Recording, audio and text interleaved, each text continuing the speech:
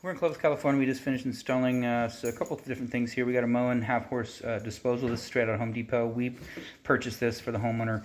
We had a little bit of clearance problems with this farmhouse sink. It's sticking out pretty far. Actually, not real far, but the hole pushes you pretty far forward, and you can see it's almost hitting the front of the cabinet when you close.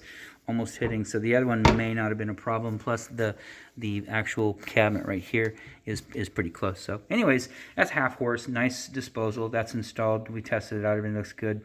We did extend that drain line from the back. You can see we put a coupling and a piece of pipe and then made a transition to tubular trap, tubular extension up to the disposal, and that's good. Got the drain line tied back in for the dishwasher, and that's a high loop. We did not install that. That's not code, but most people do that when they remodel. So they don't have to drill another hole in the countertop. This is the faucet that was provided by the homeowner. That's the Kraus or Cross. Probably Kraus, I'm guessing. So nice faucet, pull down sprayer, and we ran lots of water down this, tested everything. Everything looks good on that. Outside of that, this installation is done.